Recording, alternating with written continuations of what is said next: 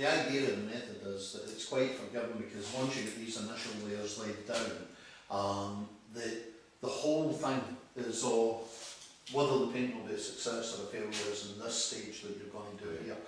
The better the underdrawing is, which is to us the underpainting, but the better the underdrawing is, the better your painting will be. And the more detail you put in at this stage, because the rest of it literally does become sophisticated colouring in, you know, I mean, once you start to add the yellows on and stuff like that. But the actual tonal range, the black and white grisaille that you're going to paint just now, that's everything that's in it. You know, I mean, it's like the old one they say is art college, drawings everything. You go, but that's where it came from, is that if your grisaille's good, your painting will be good. And just take your time with it. And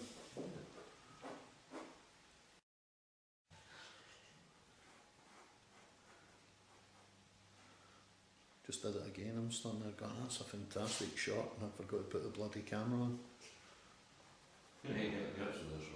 I know, it's ridiculous. I'm standing there shooting War and Peace and all that, going, yes, looks great. Written off record, that's one of those basic things. My sister's, Maria's, one of her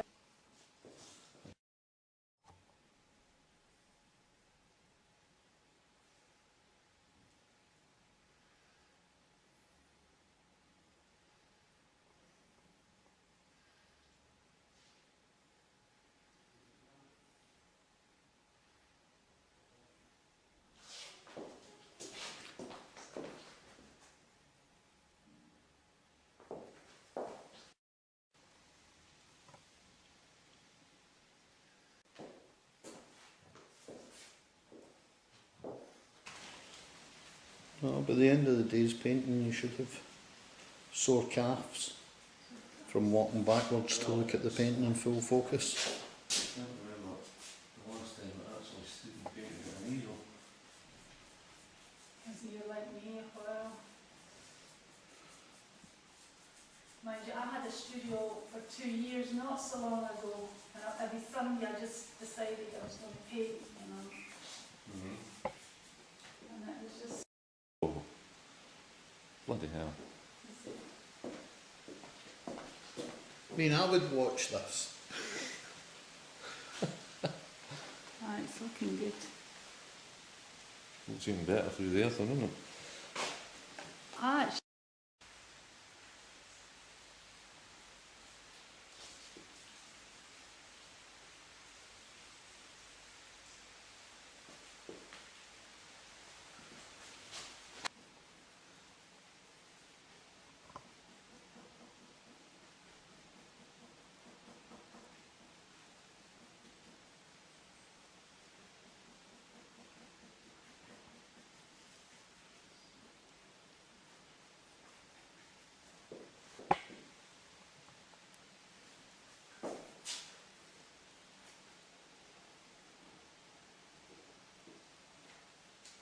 The differences in the thickness of the whites really bring up that silk, don't they? Yeah. It's quite incredible.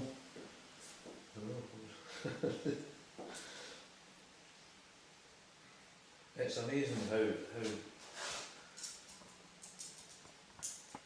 when you're actually concentrating that hard and trying to copy something, the subtleties that you notice that you wouldn't normally have noticed if you're just standing in front of it in a gallery. Yeah. You're actually trying to set it right. Oh my God, this sort of thing. Oh, you literally do, you get to understand the painting in an entirely different way.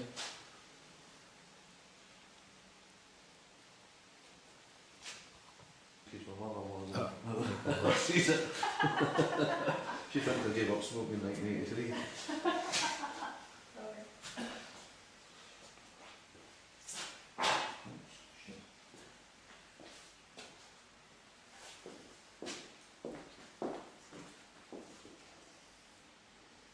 it's really nice.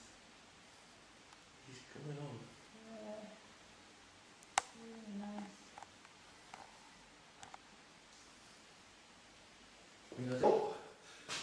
Right, no bother. What you're doing today is you've done the initial white painting, so what you're doing here is getting all these darks that are going to come into it. Now, one of the quickest ways of doing it is to actually take a coat of burnt sienna and paint burnt sienna over the complete canvas, and then start to lift using blending brushes, badgers, cloths, etc., away from your white areas. Then let that dry until it's quite tacky, but as we are using alkalids, we can move much faster on it, and then start to add in what are your definite dark areas. Now, we can see down here where it's completely dark, go in with the ivory black, you'll get a feel for it. Yeah. It's, some people say to me, not exactly what's the consistency of the glaze. Consistency of the glaze is what you need for the job. So if it needs to be darker, bring more paint into it. If it needs to be lighter, bring more linseed oil, more turps into it. So I think try that first, get the burnt sienna on, and then we'll lift the burnt sienna off. Sure. Show me some burnt sienna, I'll slap it on.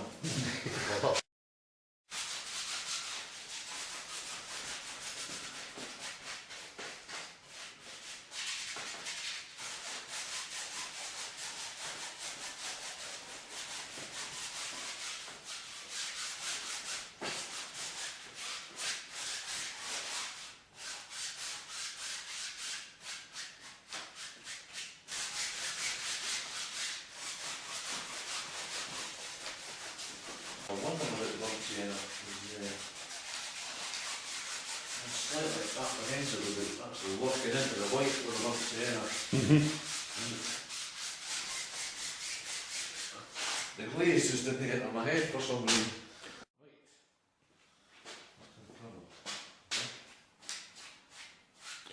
Okay, the next step is to mix up some ivory black.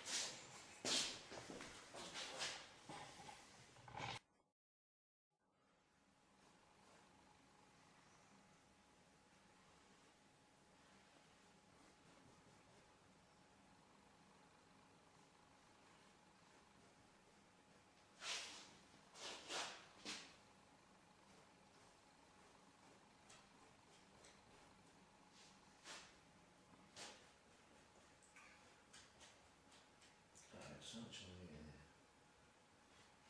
because the burnt sienna isn't quite dry, so a wee bit of that effect as well.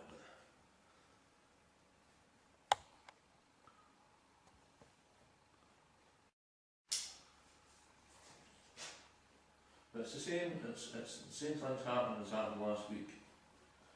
I'm scared of the white. I'm starting getting into it. Now I'm sort of thinking, oh, I can do this, I can do that. I can do this thing. Well, that's the thing that I always try to say to students as well, is that I find the comparisons between, like, you know, if you were doing something that was athletic, if you were running, then you wouldn't expect to come in and from a standing start go, right, that's it, I'm just going to go out and do a cross country run of 10 miles from a standing start. You know what I mean? You do stretches, you would do, you know what I mean, you would train and build up each week as you were going, as you were doing different things. Similarly, when you come to a painting, you know what I mean, you go, it's only the crazy man, the demented one that can suddenly go, right, from a standing start, we're just going to do all the facial detailing. because your eyes know, and you know what I mean, you've actually got to get into that level of concentration to do it. Yeah. Absolutely. I mean, it's I find that when I'm doing an exhibition of paintings, it actually takes about 3 weeks of working constantly in the studio before I'm actually painting at pitch, whereby it becomes very easy to do. You know, I mean, your eye picks up the drawing, etc., without you having to think and consciously measure all the time.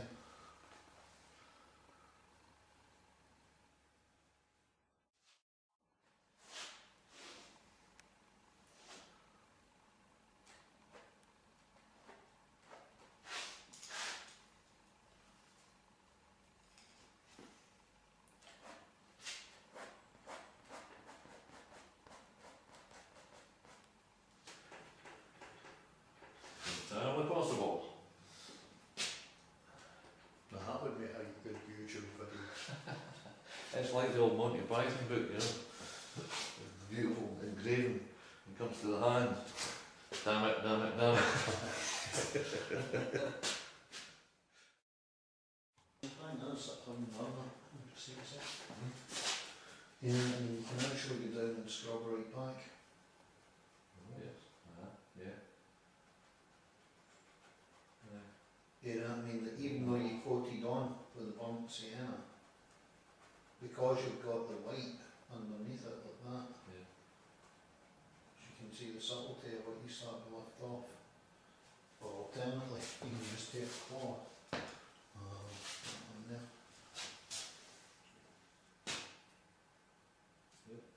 And then if you saw them all back and just have a look at the contrast of that, it's just that. Yeah, that jumped out at you. Yeah. Yeah, well, I mean, so that's what I mean. It's just, it's the possibilities are infinite, Huh? basically. Yeah.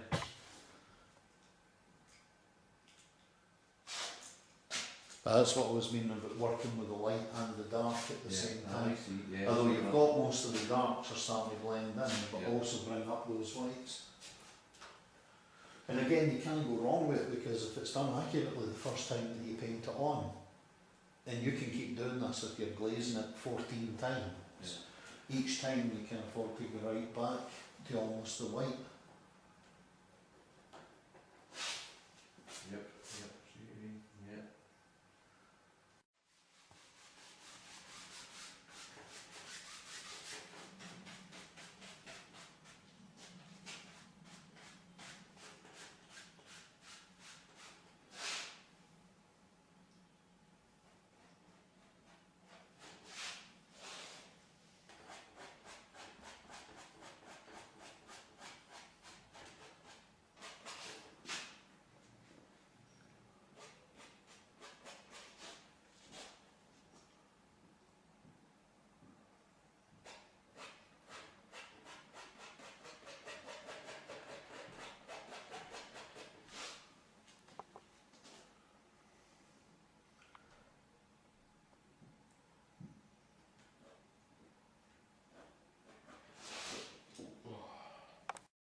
I love the two shot. Bloody hell, it's not half a glory in there, is it? Sheesh.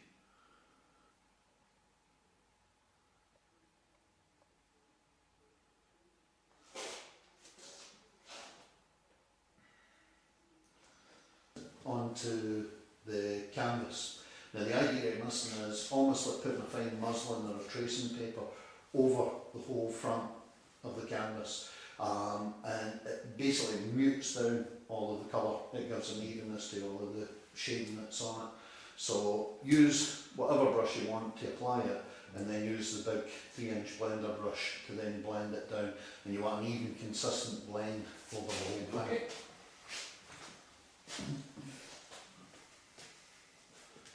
Okay. What am I doing?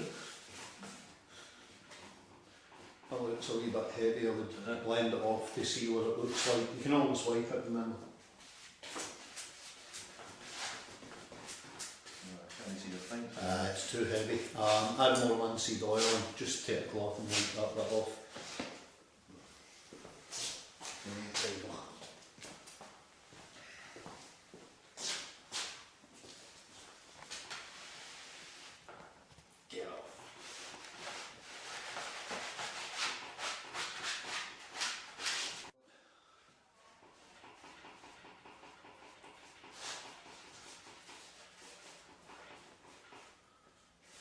So put something on, but then blend it out with the big one just to make sure you're getting the right. That's looking much better. And really work it in. Yeah, that's fine. That's what you want. That's the right consistency to go the whole way over.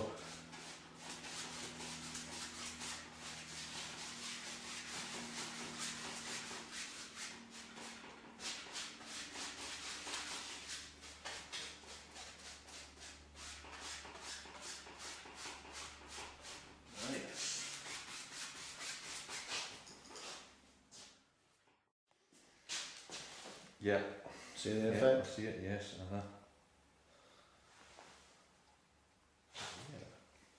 It's one of my favourite bits of painting. Just putting mistings on. This one, right, starts to... Yeah.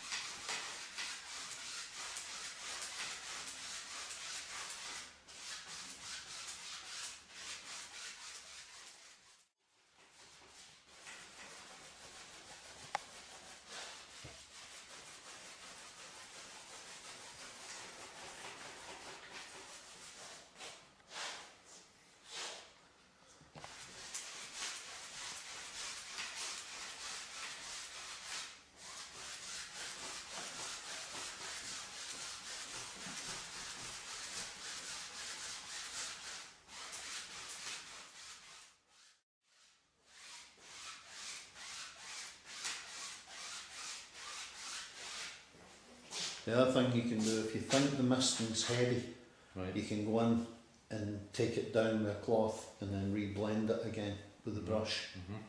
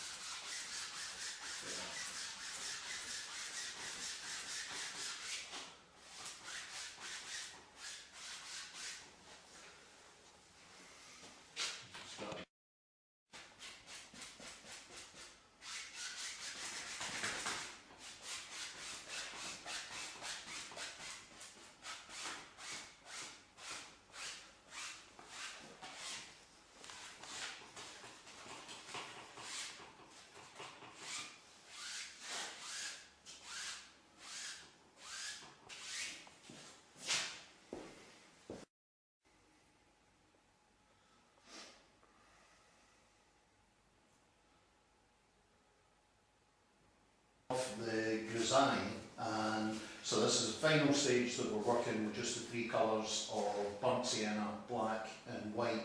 You've already done the misting, and next what you're going to do is, on the drawing there, you can see where it's really highlighted. So you're trying to get far more, probably polishing the drawing is the best way of putting it. And so you want to soften up the face, the side of the face using the whites, and sharpen up anything to do with the eyes or any of the drawing that needs to be corrected. You want to bring it up to as high a level as you can in the black and white study, and then next week we'll be starting to do the polychromatic glazes, putting in the yellow onto the robe, etc. So all you're concentrating on today is basically sharpening everything. Right. You've got the misting that's underneath it, so it's just like things in the collar, and then you can work bits of light into the face, etc. Right, you can imagine that it's coming at them. Coming at you. Chop, chop, chop, chop. Oh, that. So that's the but when sound, well, to a certain extent, when once they've been showing films for a good while, the arty people started saying, well, why don't we start taking some of these great theatrical successes and making films of them? And that was the start. Anyway, I think it's pretty much a new down, isn't it? It's not really found its feet yet.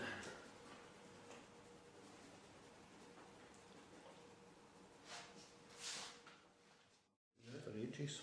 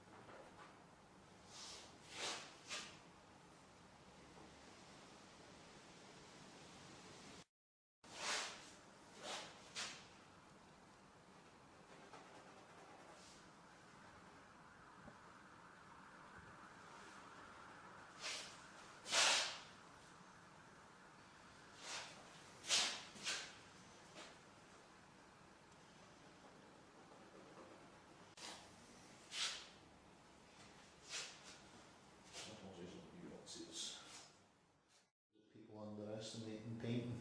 You know, I mean, this is the stage whereby if your grisaille is correct and it's looking the bit, then you're painting. You're already there. You're more than 50%.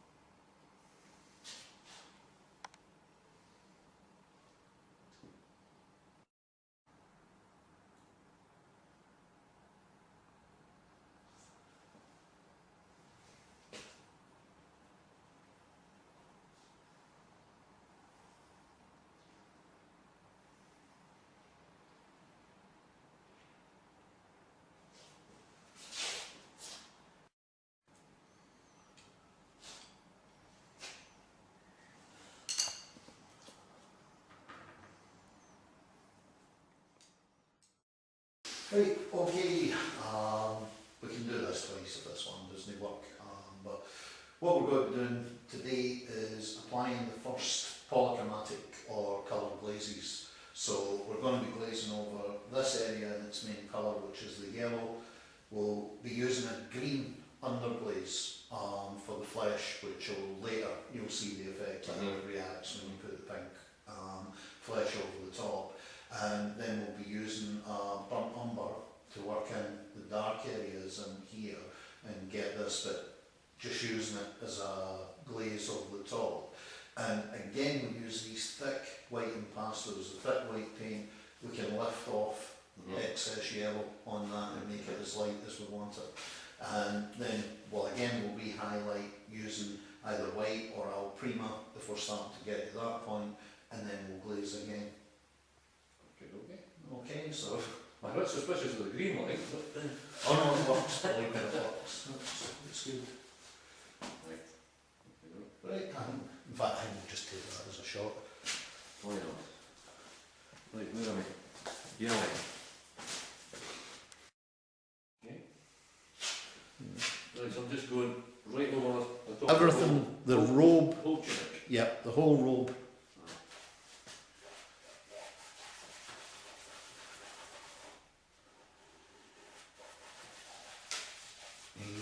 You got a blender? You want it? A blender brush. Well, Yes. here. Yeah, blend as you go.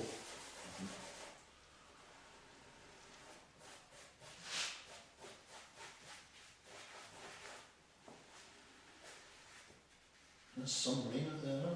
Ah, there you go.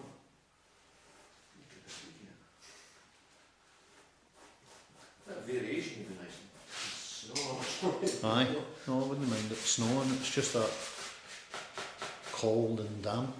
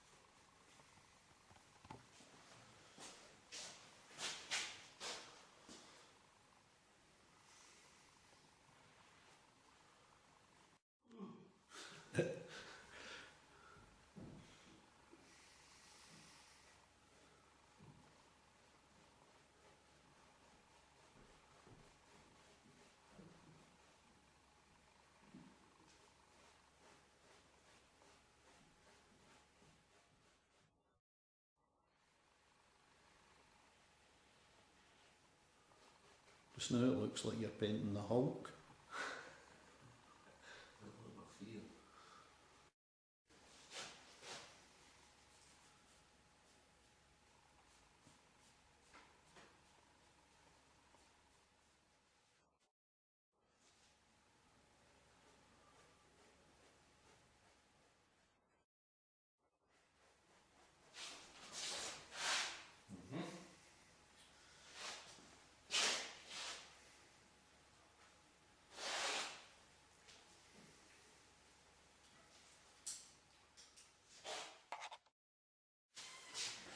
Alright, Wiggy. How you doing? Not bad.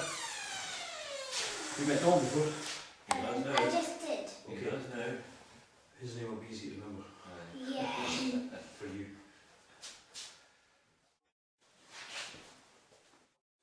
Yes, I could tell you a few things about St Johnson. She's had a dodgy curry since last week. Indeed. I've got all Trenchikov, I just Speaking about the Hulk, it's just going now. I worked late here last night, finished that piece to take over today for Mm-hmm. to frame. Well, of course you're going over to Pete's. Yeah.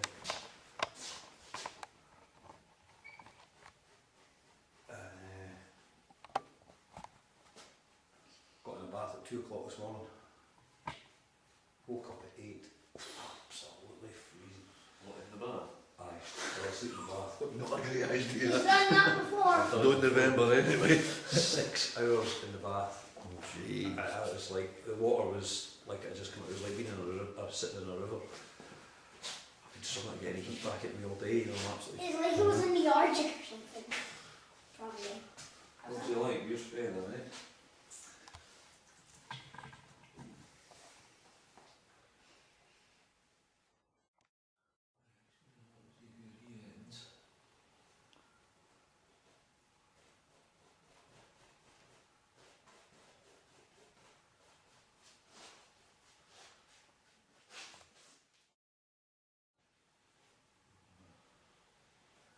Lose that definition is.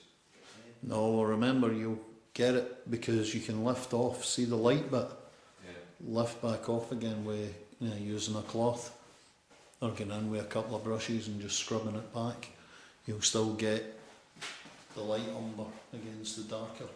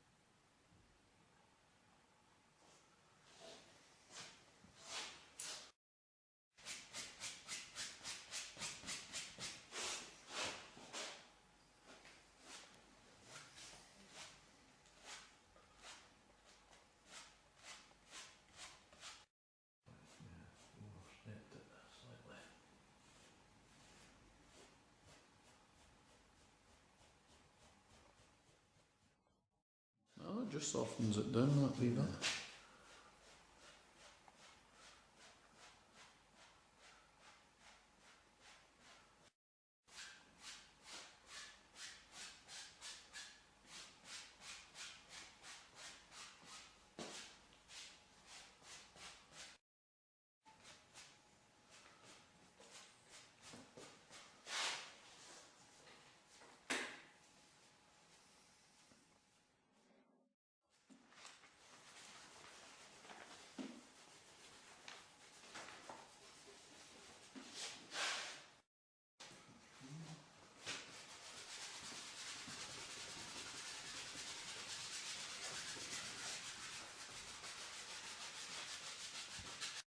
From its own. Hmm? Apart from being an attempted copy or something, I'm looking at bits and going, I look better like that. So, Aye? and it's sort of taking on its own sort of. But I mean, that's like when I went to see the Rubens copy of the Titians up at the National Gallery, and they're copies, aye, but they're no slavish. You know what I mean? He Yeah, changes yeah. bits here and there and all that. Aye. And no, the idea of the course is it's about technique, it's not about copying. Yeah.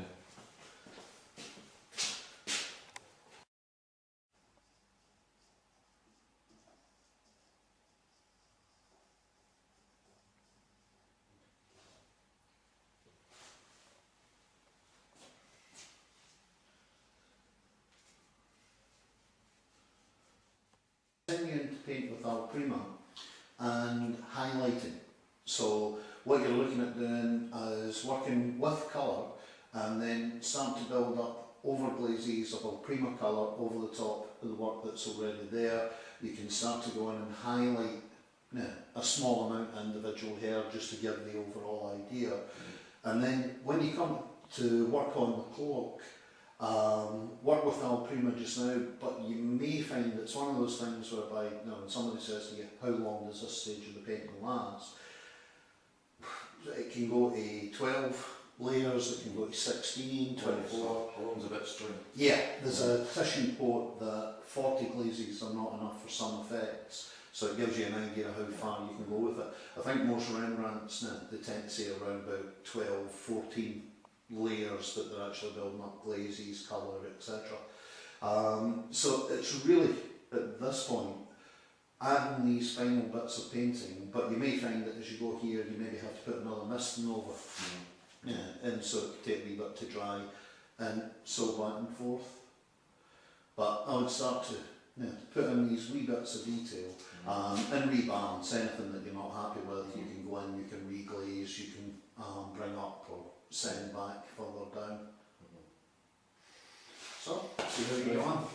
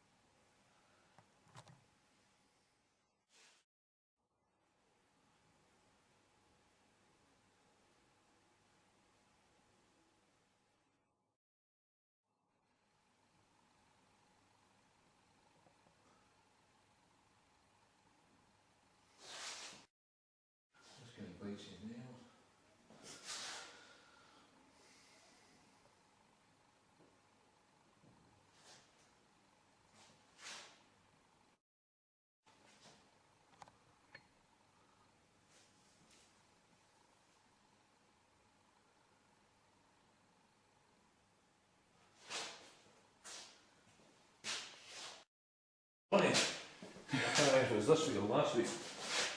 You go so far and you think that's going on fine, but it starts taking a life of its own. Yes. Now I don't know if I would have sort of, along the lines, I don't know if I'd have done that if I'd have been him. I might have tried this. Exactly. I think And that's it's just something very, very. It's knowing when to If you're doing a copy, you have to be Right. true Yeah. to the original, to the point that the artist got to it. But I think after you've spent a long time studying it, you don't need, you would normally say a person need your model there, but after a while you've spent a long time studying and copying and working the thing out, you can see what the next moves would have been. I think can't you? You can work out what the next moves would have been, and the original artist has made certain options and gone a certain way, and you could be equally creative with it. It's also remember that the whole idea of the course is it's not a copyist course. It's a course. Stroke for stroke. Yeah. What I'm trying to teach is the concept of how you build up using layers, using al prima, using glazes, and it's getting that idea together. And then you can do what you want with the picture, you know what I mean? Yeah. It's- So you're going to have a very stylish thing above your mantelpiece. Well, yeah.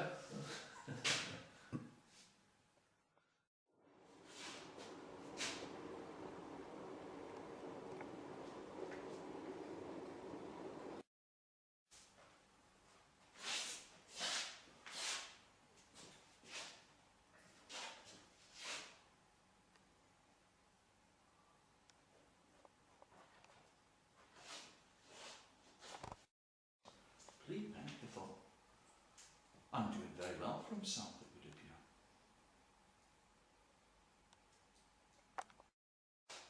I would try actually something like terra verte on it.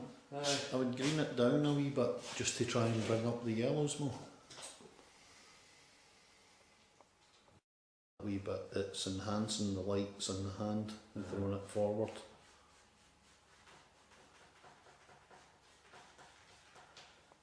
Yeah.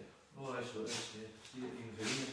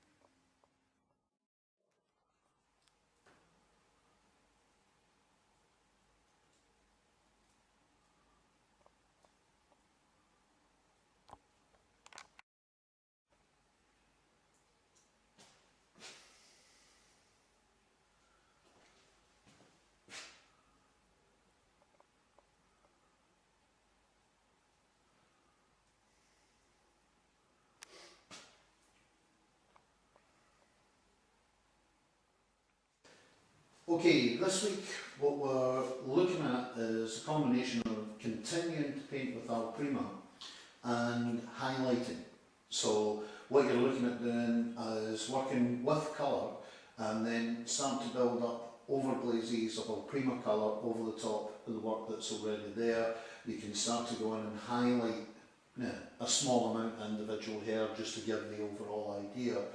And then when you come to work on the cloak, work with al prima just now, but you may find it's one of those things whereby, when somebody says to you, how long does this stage of the painting last? It can go to 12 layers, it can go to 16, 24. How long's a bit of string? Yeah, there's a tissue quote that 40 glazes are not enough for some effects, so it gives you an idea of how far you can go with it. I think most Rembrandts now, they tend to say around about 12, 14 layers that they're actually building up, glazes, colour, etc. So it's really, at this point, adding these final bits of painting, but you may find that as you go here, you maybe have to put another misting over. And so it could take a wee bit to dry, and so back and forth. But I would start to put in these wee bits of detail and rebalance anything that you're not happy with. You can go in, you can reglaze, you can bring up or send back further down. So, see how you get on.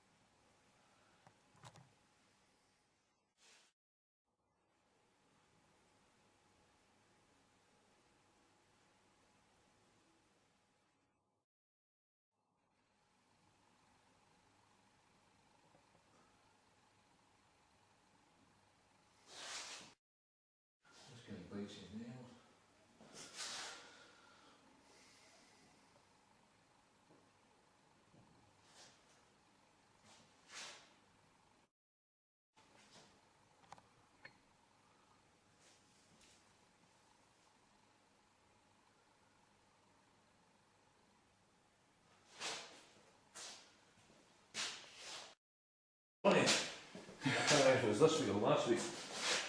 You go so far and you think, that's going on fine. It starts taking a life of its own. Yes. Now I don't know if I would have sort of, along the lines. I don't know if I'd have done that if I'd have been him. I might have tried this. Exactly. I think And that it's- is and just it's something very, very. It's knowing when to. If you're doing a copy, you have to be Aye. true Yeah. to the original, to the point where the artist got to it. But I think after you spent a long time studying it, you don't need. You would normally say to a person, you need your model there. But after a while, you've spent a long time studying and copying and working the thing out, you can see what the next moves would have been. I think can't you? You can work out what the next moves would have been, and the original artist has made certain options and gone a certain way, and you could be equally creative with it. It's also remember that the whole idea of the course is it's not a copyist course. It's a course. Stroke for stroke. Yeah. What I'm trying to teach is the concept of how you build up using layers, using al prima, using glazes, and it's getting that idea together. And then you can do what you want with the picture, you know what I mean? Yeah. It's- So you're going to have a very stylish thing above your mantelpiece. Well, yeah.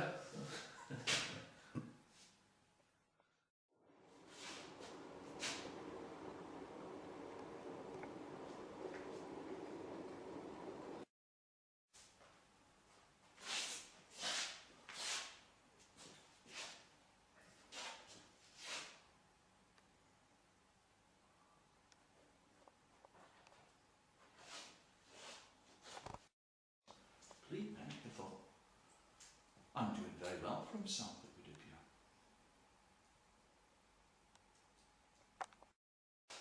I would try actually something like terravert on it. Aye. I would green it down a wee bit just to try and bring up the yellows more.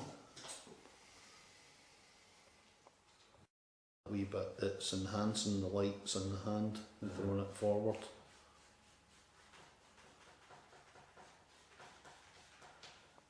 Yeah. Oh, that's what it is.